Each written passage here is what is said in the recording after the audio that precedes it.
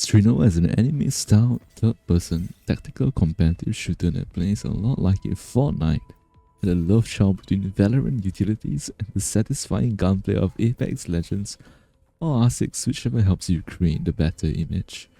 The game starts off with a relatively quick tutorial with a short 3 to 5 minutes rundown on the unique mechanic that Strinova brings towards a shooter game, being able to turn 2D, a string form that lets you evade damage or take reduced damage. This form also lets you glide through the air or stick to walls, but honestly, I think it's just easier to show you.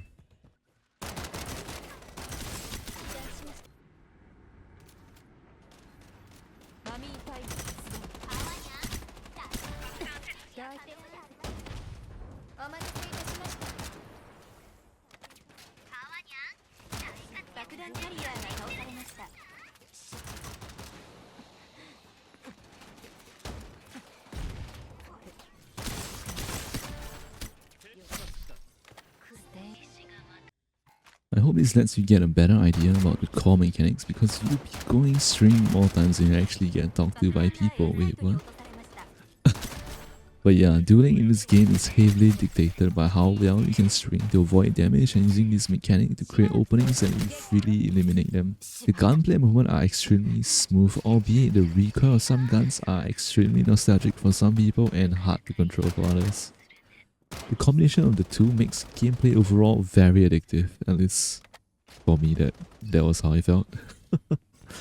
Over the course of the playtest, I put in at least 2 to 5 hours every day playing off and on whenever I could get the time to, overall ending the playtest at Diamond 4.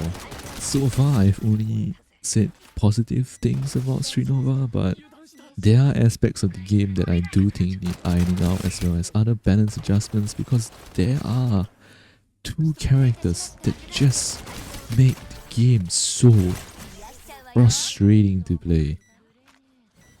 My first problem with Strinova was just the straight up unreasonable queue times in the Tokyo server during peak hours. I would spend at least a minute in queue, and off peak hours it would take at least a good 2 to 3 minutes to get a match. Sometimes longer, but it's hard to keep track because the game unqueues you after 3 minutes of queue time. Like, why? Why is this a thing?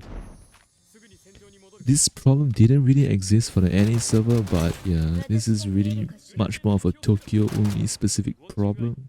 Then when playing in the NA server, there was a really big ping difference, which kind of hindered the gameplay to an extent, but it wasn't really game changing until you met players that will just crack down their mind, and then you're kind of like, well, ping diff, I guess. But yeah, this experience comes from connecting to the servers from Southeast Asia, so our experience could differ from a lot actually. So aside from queue times and ping differences, my only real problem is with 2 characters specifically, Bimo and Audrey. Bimo being more so the fact that he has a trade-on ability. I'm not actually quite sure what it is because I couldn't be asked to play him. But he has this ability to prevent you from going to string form, which in most cases, if you're flanked, he kills you for free, but if he pushes you with a team, you die 99% of the time, your team probably gets rolled. There's just no way you can survive, because you just can't go string. And string being a core mechanic to reduce damage, and other times just prevent damage overall. He's like someone you have to kill instantly in a fight, but it's so hard when he's swinging with 3 other guys and you're just, well, guess I'm f***ing fuck this shit. On the other hand, Audrey just feels like she has way too much DPS from a turret that can beam you across the map. That is redeployable with a gun shield, to her having a shotgun that just melts you at what feels like any range, be it short, medium, even relatively far, she still hurts like a truck. Unless she's really trying to snipe you across the map, she just always deals insane amount of damage. Overall, just feels really overtuned. At least in this playtest, these 2 characters were what plagued me the most in rank. And I just didn't have a lot of fun going up against them. But yeah, don't get me wrong, there are a lot of other strong characters, but you know, these 2 characters specifically just felt unfair, ridiculous to fight against. Overall, I am just not having a good time. that really concludes most of what I have to say about Strinova, but if you've been bored of the current PvP shooter landscape and you're looking for a tactical, fast-paced shooter, I would heavily recommend wishlisting Strinova and getting the game when it officially launches and trying it out for yourself. It might not be your cup of tea, but it was definitely a game I'm really looking forward to playing. If you do see me playing the game when it comes out, please don't roll me. I'm trying my best, man.